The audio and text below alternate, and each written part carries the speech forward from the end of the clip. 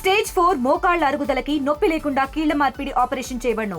Doctor Ramesh Gajula, endoscopic spine ortho surgeon and pain physician, పెనిషియా spine pain ortho and sleep centre, Uppal, Hyderabad.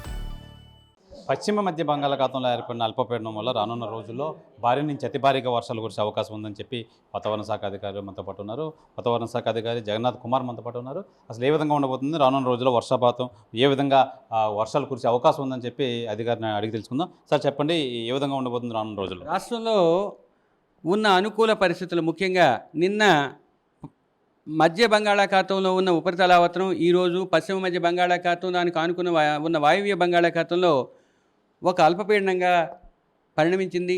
దానికి అనుబంధంగా 7.6 కిలోమీటర్ల ఎత్తు వరకు ఒక ఉపరితల ఆవర్తనం ఉండటంతో పాటు అది దక్షిణ దిశగా వంగి ఉన్నది. రాబోయే 24 గంటల్లో అది మరింత తీవ్రతరం చెంది సుస్పష్ట అల్పపీడనంగా పరిణామం చెందే అవకాశం ఉంది.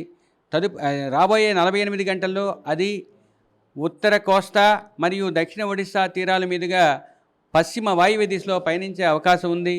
వీటితో పాటుగా ఉన్న నైరుతి ఋతుపవన ద్రోణి మరియు తూర్పు పడమరల ఉపరితల ద్రోణి, ఉత్తరప్రదేశ్ నుంచి అల్పపీడనం మీదుగా ఉన్న మరి ఒక ఉపరితల ద్రోణి కలిసి ఒక రకమైన అనుకూలమైన పరిస్థితుల్ని కలుగజేస్తున్నాయి.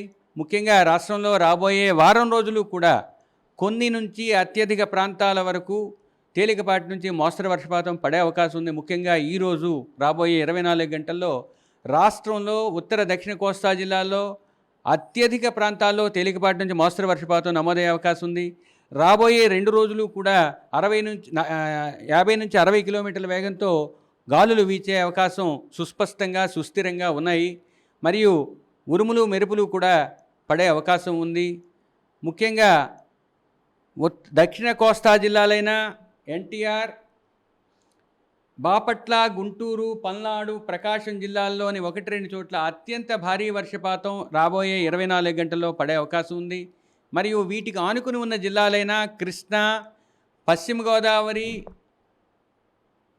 ఏలూరుతో పాటుగా పొట్టి శ్రీరాములు, నంద్యాల, కర్నూలు జిల్లాల్లో 1-2 చోట్ల భారీ నుంచి అతి భారీ వర్షపాతం, అల్లూరి సీతారామరాజు, అనకాపల్లి, కాకినాడ, ఈస్ట్ గోదావరి, కోనసీమ, తిరుపతితో పాటు అన్నమయ్య, వైఎస్ఆర్ కడప, అనంతపూర్లో 1-2 చోట్ల భారీ వర్షపాతం నమోదయ్యే అవకాశం రాబోయే 24 గంటల్లో ఉంది.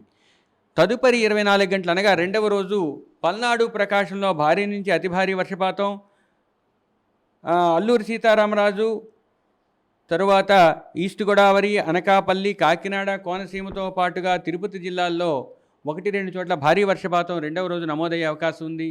ముఖ్యంగా కోస్తా తీరం వెంబడి, కోస్తా తీరం ఆవల 40 నుంచి 50, గరిష్టంగా 60 కిలోమీటర్ల వేగంతో ఈదురుగాలు వీచే అవకాశం ఉన్నందువల్ల మత్స్యకారులు వేటకు వెళ్ళవద్దని హెచ్చరికలు జారీ చేయడం జరిగింది. ఈదురుగాలు ఏ రకంగా ఉండబోతున్నాయి, ఎంత వేగంతో వీచే అవకాశం ఉంది? భూ ఉపరితలం మీద వీచేవి సుస్పష్టంగా, సుస్థిరంగా, బలంగా నైరుతి ఋతుపవనాలకు సంబంధించిన గాలులు వీచే అవకాశం ఉన్నందువల్ల అవి 50 నుంచి 60 కిలోమీటర్ల వేగంతో మొదటి 2 రోజులు వీచే అవకాశం ఉంది. తదుపరి 3 రోజులు 40 నుంచి 50 కిలోమీటర్ల వేగంతో మన ఉపరితలం మీద ఉంటాయి.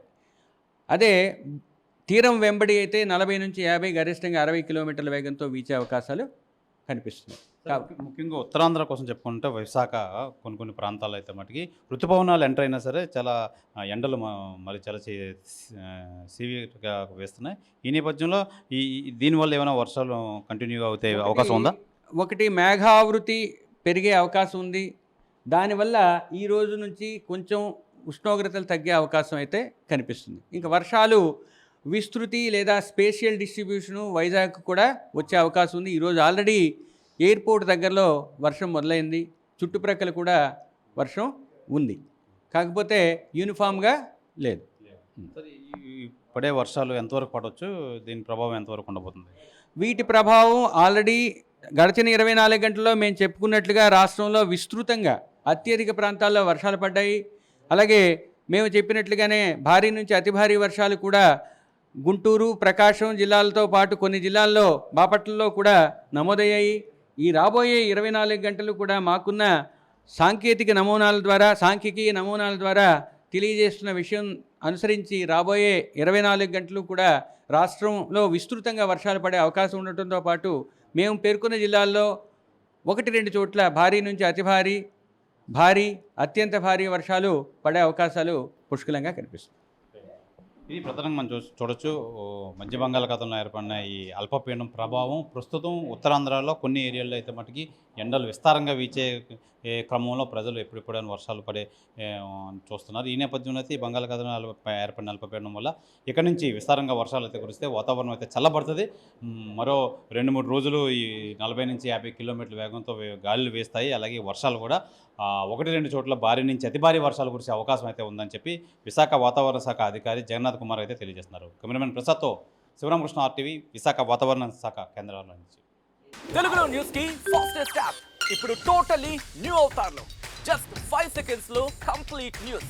సోషల్ మీడియాలో ట్రెండ్స్ కి one stop solution. Live TV app voice search option తో ఇప్పుడే డౌన్లోడ్ చేయండి లేదా అప్డేట్ అయిపోండి. యాప్ లింక్ డిస్క్రిప్షన్ లో ఉంది.